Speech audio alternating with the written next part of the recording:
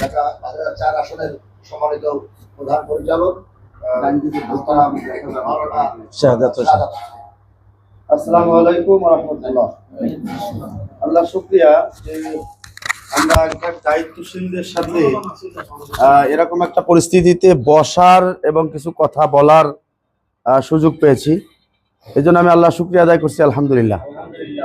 আসলে বিজয় অর্জন করা যা যতটুকু কষ্টকর, এই বিজয়টাকে 5 বছর টেনে নিয়ে যাওয়া এবং পরবর্তী সময়ে এই বিজয়ের ধারাবাহিকতা রক্ষা করা, এটি কিন্তু আরো কঠিন কাজ, কি ঠিক কিনা? তো সেজন্য আমাদেরকে প্রস্তুতি নিতে হবে। যুদ্ধ কিন্তু শুরু হয়েছে, শেষ হয় নাই। আমরা যেন এটা কেউ মনে না করি যে যুদ্ধ তো বিজয় হয়ে গেল, আবার যুদ্ধ কিসের।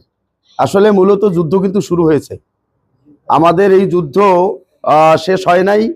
এই যুদ্ধ আরো বেগবান করতে হবে এবং আরো এটাকে স্বতঃস্ফূর্ত করতে হবে। আমাদেরকে সবসময় একটা জিনিস খেয়াল রাখা দরকার। আমরা নির্বাচন আসলে কিছু পাগল পাড়া মানুষ পাই, যারা একজন রোকনের চাইতেও তাদের পারফরমেন্স থাকে অত্যন্ত নিট অ্যান্ড ক্লিন, সুন্দর। তো সেই মানুষগুলোকে এখন টার্গেট করে ধরা দরকার, যাতে তাদেরকে কি করা যায়, দায়িত্বশীল জায়গায় প্রতিস্থাপন করা যায়। এটা যদি করা যায় তাহলে কাজের অবস্থা কিন্তু ভালো হবে। কিন্তু এটা না করে যে দায়িত্বশীল আছে তাদের উপরে নির্ভর করে এই মানুষগুলোকে যদি আবার আমরা ছেড়ে দেই, তাহলে এই মানুষগুলো আবার 5 বছর পর নির্বাচনের সময় তারা সক্রিয় হবে, আর সারা বছরে কিন্তু 5 বছরে আর তাদেরকে পাওয়া যাবে না। এটা না হয়, সেজন্য আপনাদেরকে খেয়াল রাখতে হবে। আমরা দেখেছি মোরেলগঞ্জে আমরা 4-5টা ইউনিয়নে খুব বেহাল অবস্থায় ছিলাম।